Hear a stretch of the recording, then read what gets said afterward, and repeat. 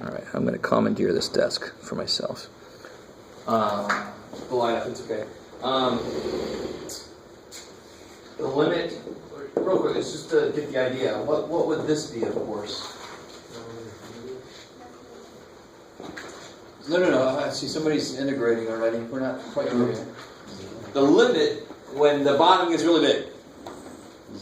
Zero, of course, right? We know this.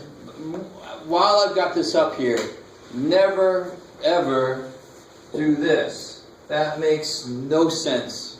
Makes no sense. Right? I just want to stop that right now. We will be doing stuff later where I put something like this in parentheses because this is what's known as an indeterminate form, like 0 over 0. It's the form it's in. What's kind of wrong with that then? Why would I say that's not good? What is infinity? It's not a number. It's not a number. Right? It's a process. So you can't plug a process in. That doesn't make any damn sense. So when I used to tell my students who really didn't want to let go of that, I used to say put BFN, big frickin' number. Right? You can put a big frickin' number down there. That's all day.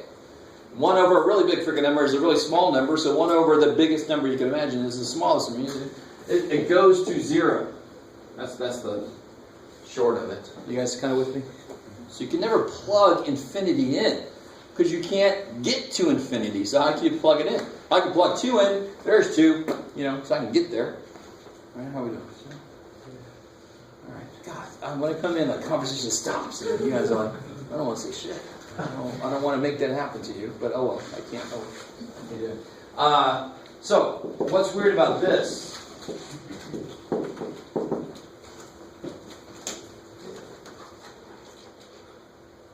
What will the answer be?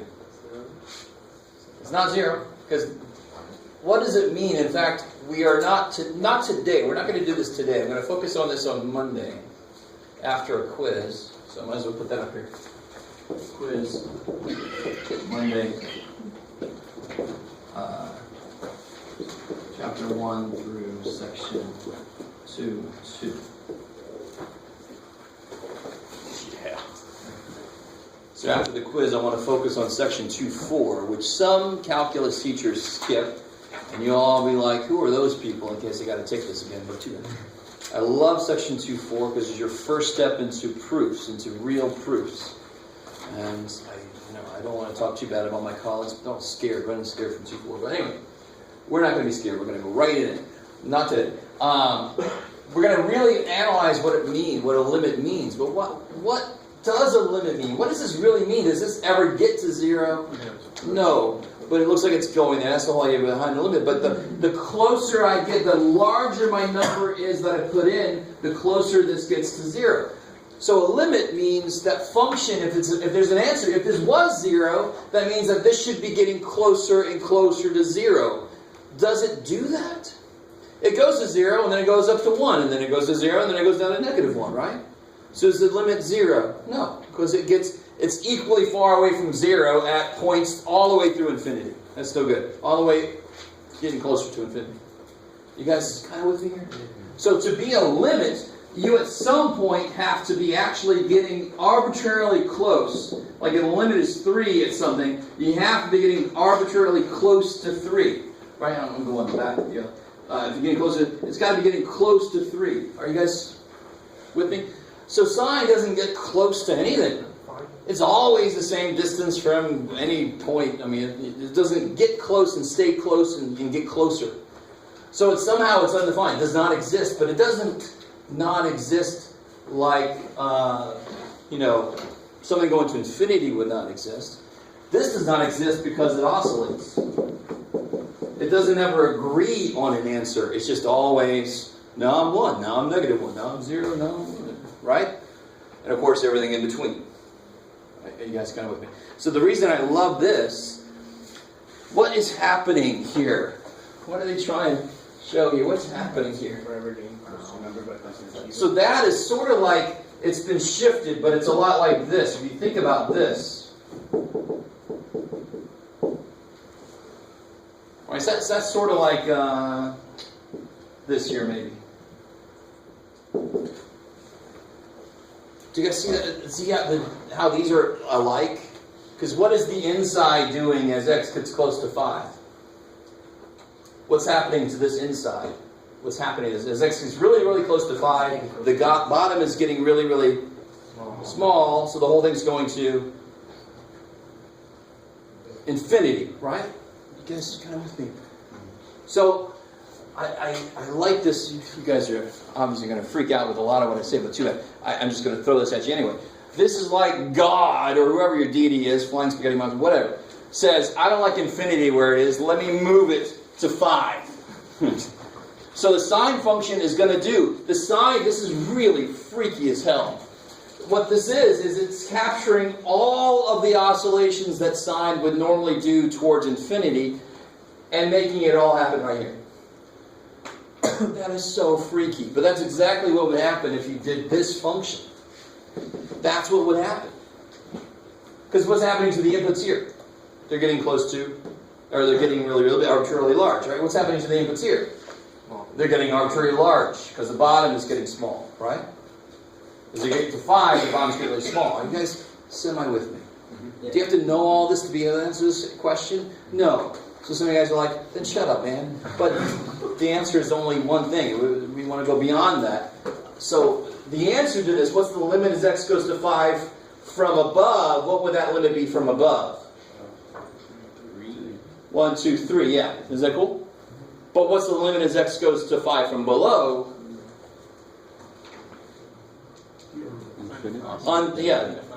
Does not exist. D and E. Because it's oscillating. What's really weird is you can't talk about what it is right at 5 because it can't get to 5, right? Well, what's happening is it's oscillating faster and faster and faster until it's infinitely oscillating at 5. Weird. Again, you didn't have to know all that. You just have to know it never agrees on a value, so how could the limit exist? But what's really going on is the oscillations are just getting really stupid fast very quickly. And I love the idea like it's some math god reaching down saying, let's move infinity to 5. So sine goes, oh shit, I got to get all the infinite number of oscillations done quickly. Okay, I'm sorry. That's enough. I'm going to do that to you a lot this semester, so I'm sorry. If you have trouble with my big explanation, just focus on the small explanation, which is it never agrees on anything. So it doesn't exist. The limit from below doesn't exist. Cool. I like it. Maybe. So obviously, what kind of function is this, obviously? Overall, what kind of function is this? Piecewise. Piecewise. Yeah, I like it. So it would only be this from... it's really a weird, I don't know how it's defined, but it sort of has this somewhere in it, right? Okay, maybe. Anything else from homework that I can just go off on? Any other questions? Are you scared to ask questions? I don't want you to be scared to ask questions. All right. Okay. All right. So last time we got through... We haven't really done 2-3 officially yet, but we sort of applied some of 2-3 to be honest. Can you go ahead and crank the light back up? Thanks, man. So I want to do a couple things out of section 2.1, because we haven't really talked about 2.1 yet, to be honest. Because I wanted to make sure, again, I disagree with the order of the book a little bit. I wanted to talk about what limits themselves are first. And now we're going to step back and see one application of limits. So the fact that they put 2.1 first makes you think that limits only do that, which is totally wrong. Limits can do a lot more. They can be anything they want. It's just that if there's a weird spot, I can use limits to investigate it. So here's the problem I want to look at. Let's do a semi-decently easy one. Let's see.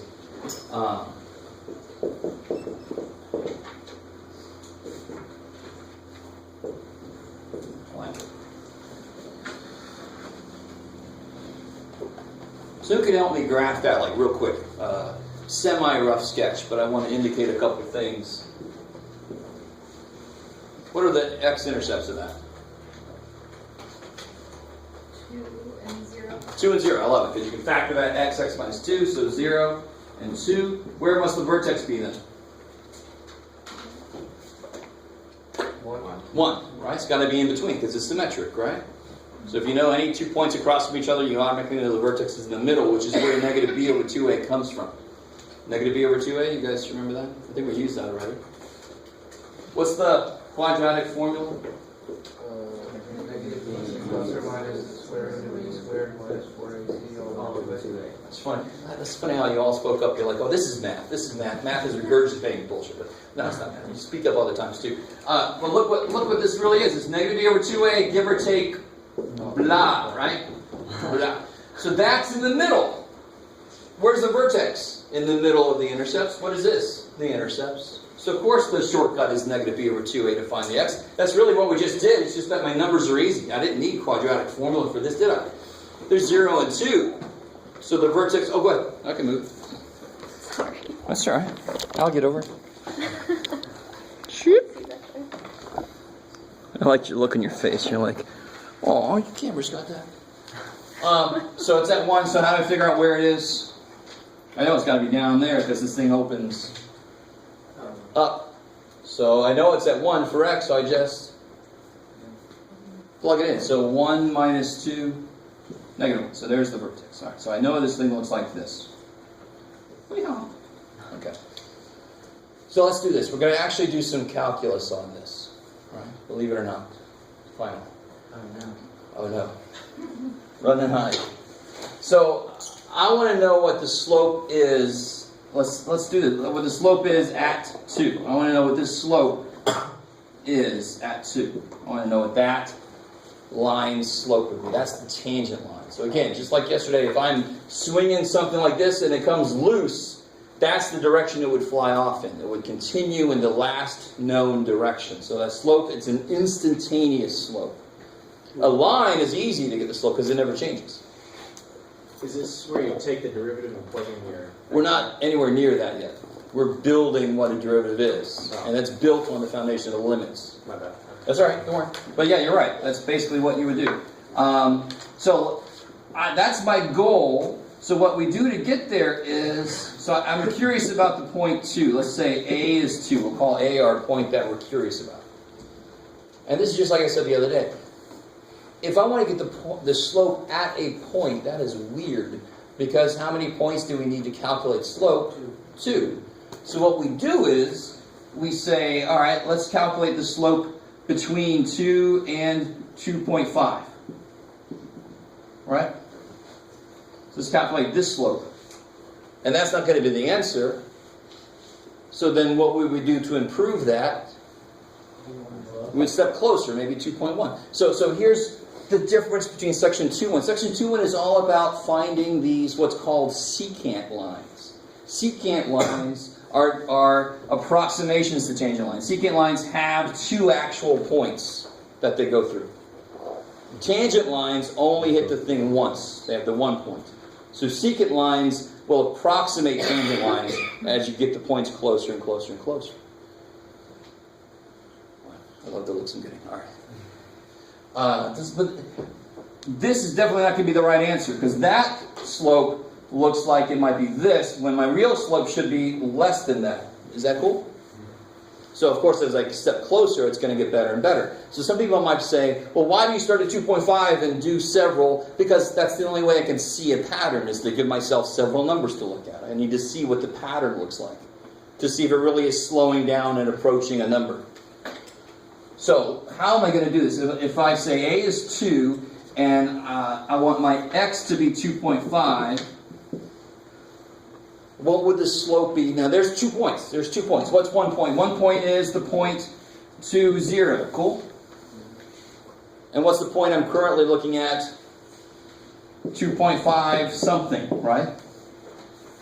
So in general, that other point is going to be x, f of x. And in general, this point's going to be a f of a, right? So this is one formulation I showed you the other day about how to calculate the slope of something that's curvy. Is what do? I take, well, how do I calculate the slope between these 2 points? What do I do? These 2 general points. What do I do? Minus the y. Yeah, slope is f of x minus f of a over x minus a. Alright, so now specifically, what's the slope of the secant line where this x is 2.5? What's the slope of the secant line between these two? What do I need? F of 2.5. I love it. Alright, so take a minute and see what you can do with that. I want you to figure out what the slope is between these 2 points. This is part of section C1 homework. And then I'll show you how the limit comes into play.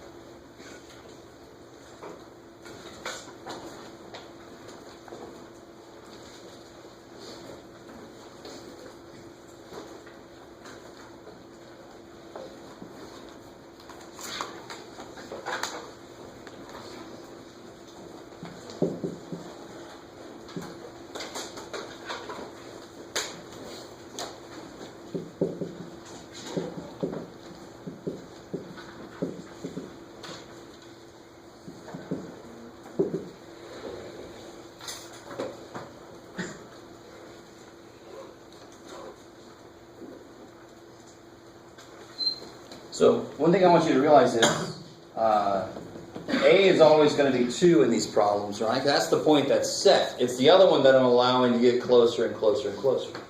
You're going to see that in the homework. They're going to give you a point, and then they're going to ask you, they might say 2, and then they're going to ask you calculate the slope between that and 2.5, now between that and 2.1, now between that, and we're just looking for that pattern to see if it's getting closer and closer to a value. And so this is always going to be, what is f of 2? F of 2 is 1.0. 0. So that's always going to be a 0 there. So the top is just going to be f of 2.5 over 2.5 minus 2. What is f of 2.5? Somebody got that? 1.25. 1.25? Yeah. So 1.25 divided by 0.5 is 2.5. Okay. Divided by half is multiplied by 2. I like kick-ass. Now do the whole process again. Now real quick, I want to make sure everybody's caught up. You guys, if you didn't quite get that, you see what went wrong. So now do the whole process again. Step a little closer, get to 2.1.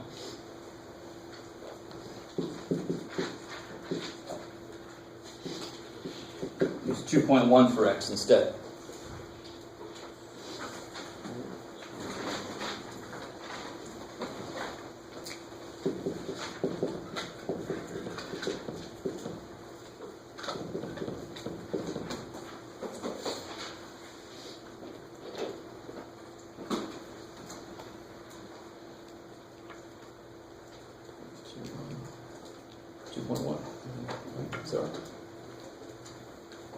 Yes, because oh, that's interesting. I like that. We'll be able to make a conjecture quicker than normal here.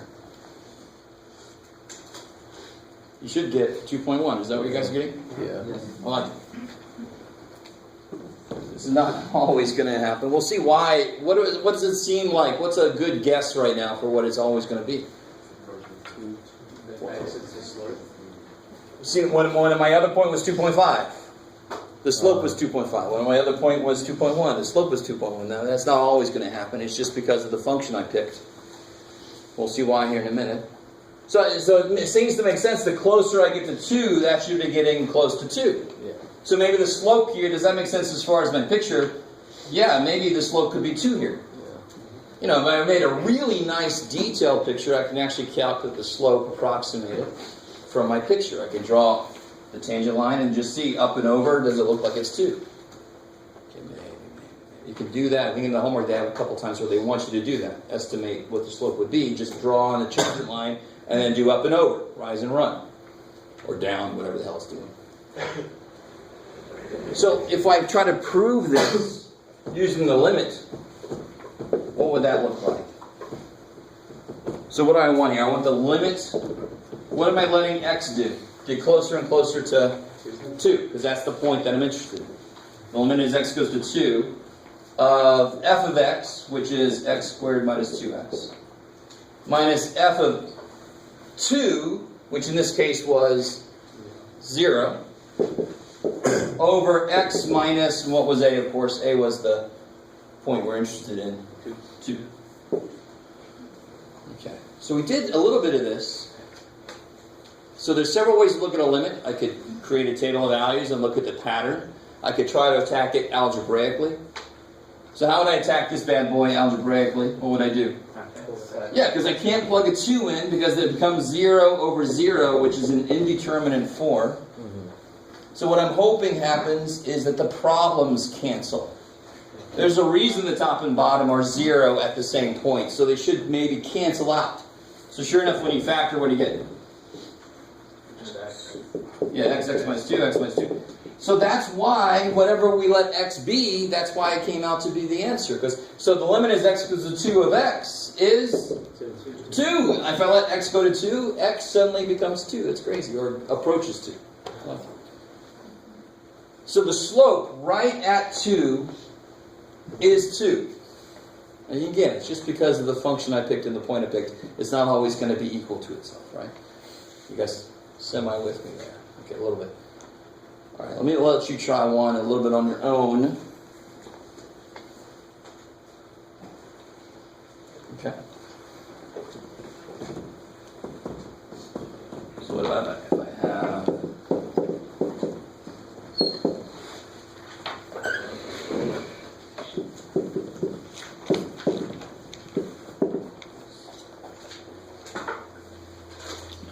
Yeah, sure, we'll do this in there.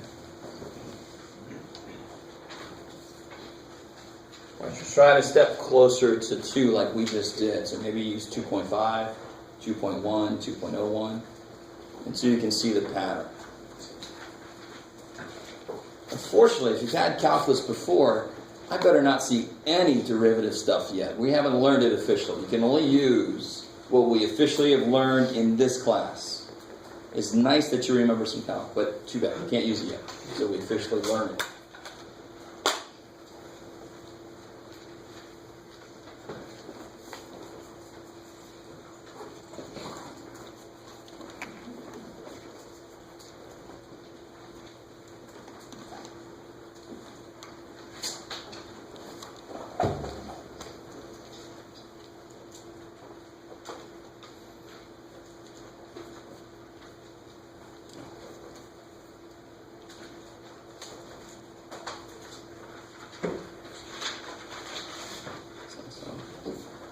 Will you cancel these x squares? How do you get the 2? Well, the x minus 2 is canceled. Okay. If I let x get close to 2, what does x become? If get close to 2. Yeah. Thank you. Sure.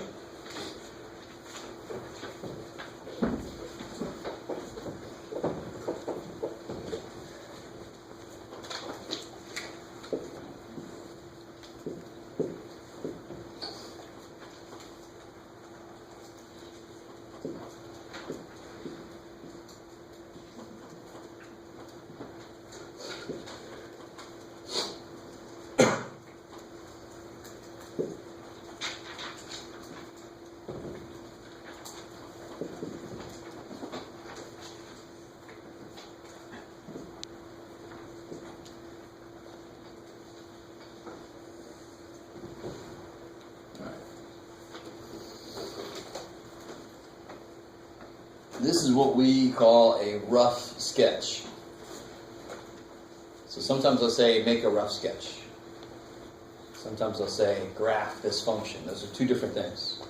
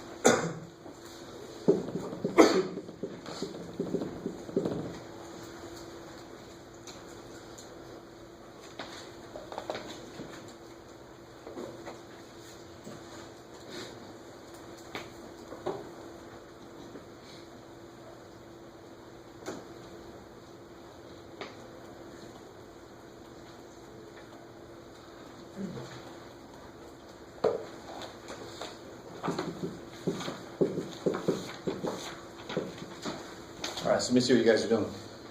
If I let x be 2.5, did anybody, what's f of 2.5? 15.65. 15.625? Yeah. So now I've got everything I need then, right? I know that. So for that problem, f of x would be 15.625 minus f of a. F of a is always going to be 7. Is that cool? Because a is 2, so f of 2 is 7. Plug a 2 in, get 7. Cool. Over x, which was 2.5 for this problem, for this part of it, minus a, which is 2 again.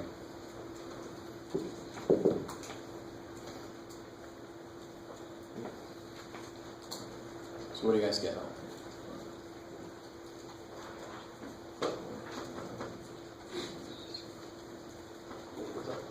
What do you guys get? 12. Yeah, so you get like, you get 12. 17.25. Yeah, for this problem you get, you're that would be the end result eventually. Sorry. So this one was what again? 17.25. 17.25? Yeah. Okay. Cool. And now I'll do another one. We'll get a step closer. So, what do you think? Will that be, my picture's bad, by the way. Will that be too much? So here's 2. So if at 2.5, I'm trying to estimate this. If I'm at 2.5, is that going to be too big or too small? Big. Too big. It's steeper than it should be for the right answer, right? But again, this is just getting a feel for it. So if I step closer, it'll get better. And of course, I'm using like from above, but it doesn't really matter. You can come from below also. What's true about this function? Are both sides going to have to match? Of course they are, because the function is nice and continuous. It's connected. There's no problems there, right? So it doesn't matter if I go 2.5, 2.1. I could have went 1.5, 1.9. I could have come from below. Yes? Isn't that 14.65? Because you subtracted 1. Oh, I don't know. I crowdsourced that answer. Is that what do you guys get for this? Hopefully you did this. 14? What is it, 14? Yeah, 14.65. All right, that's what you can speak up. I don't know if you noticed, I don't have a calculator, and I'm not quite that good, right? All right. I could be, but I didn't feel like it. Or maybe I could have gotten close. So is that right, though? Is this 15, yeah, it's 15. So is that what did you guys get for the slope then? 14. It should be 14, 15.25. 15.25? All right. All right. So let me get this straight. Even if it was me doing the work, is that what you guys got? Is that what you guys got? Is that what you guys got? Yes. Yes. Okay. All right. All right. Let's have a little discussion, because otherwise I'm going to go insane this semester. Even if it was me doing the work, I'm human. I make a mistake. So please, dear God, speak up. It's all right. I'm not going to make fun of you if you get the wrong number. Good Lord, because I'm going to get the wrong number sometimes too. I don't want people making fun of me either. Shit. So please, dear God, I don't know if I don't want to be intimidating. I'm not. I'm totally all about back and forth. I love a little slightly chaotic room, because then that's nice. That means we're getting discussions. People are thinking. People are openly talking. It's okay if you say the wrong thing. Who gives a shit? You don't know calculus. So you're going to say the wrong thing. Of course you are. I'm going to do something wrong. If I do something wrong, identify it for me immediately. Or else, like 5 steps later, I'm like, what the hell happened? Oh, 5 steps back, Jeff, you're wrong. Oh, man, tell me. Immediately tell me. I'm okay with it. I'm not going to... What am I going to do? I make mistakes. Quite a lot. Because I'm human.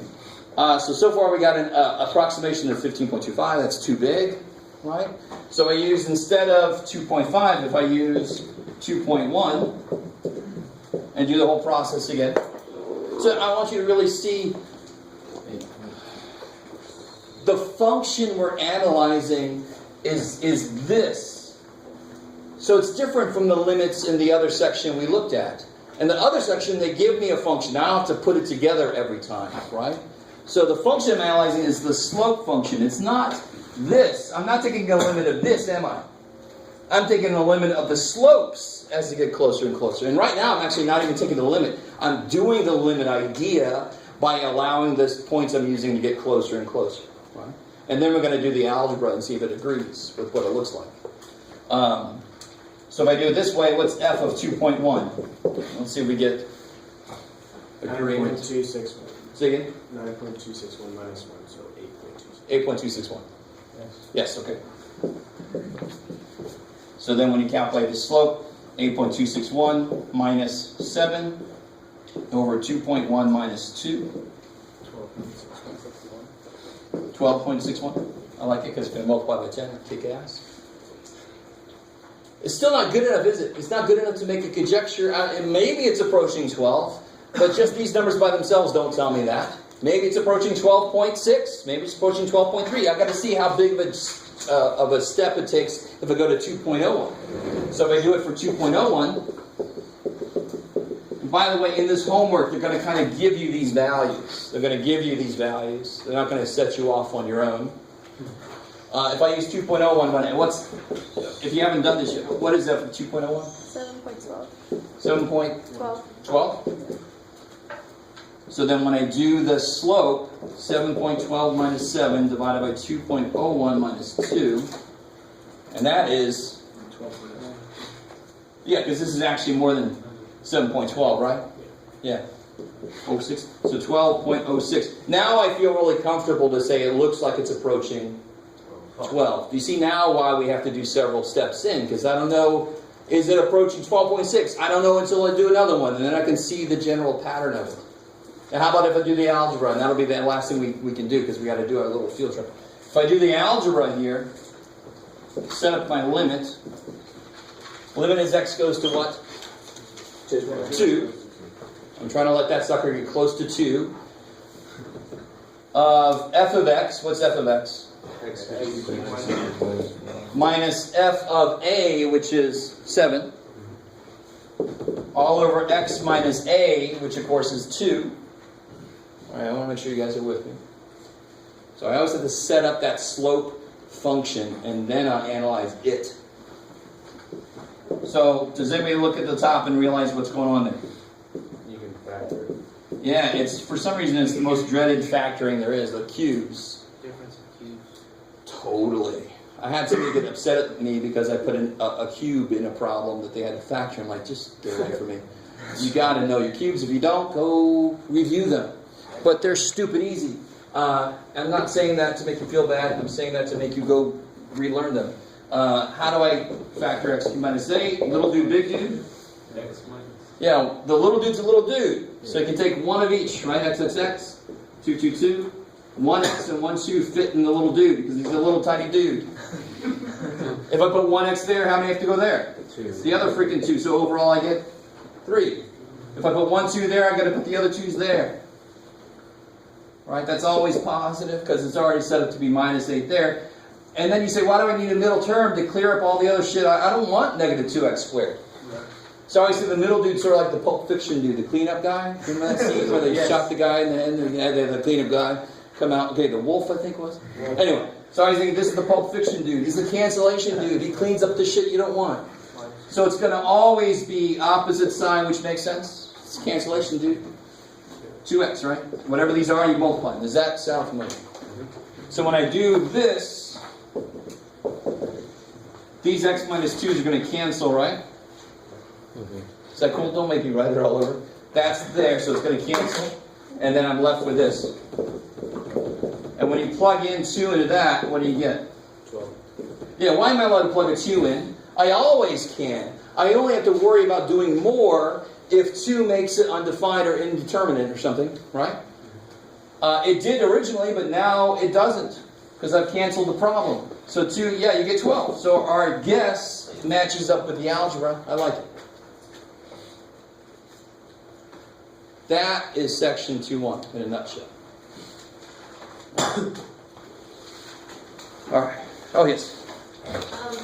So when you gave us the slope at 8 equals 2, I'm not seeing where you go from. No. So that's the question. Oh, so you just... What is the slope at A equals 2? And in order to calculate that, I need to know what f of A is. Oh, okay, so that's just a number. That's the question. Yeah. Yes. When you got your answer at 12, what happened to the x minus 2? It canceled with that one. Oh, okay. Sorry. So I was trying not to rewrite it. I put that there, So the x minus 2's canceled. Oh, okay. So you're left with a big U. I like it. All right, guys. So what we're going to do, take a quick little tour. Gather up all your stuff and go this way just a little bit. And let me get in front of you. If you've had me before, it's the same tour. I'm sorry. Nothing amazing. New office. That's right. Good point. So stick with it. I got to show you where I am now.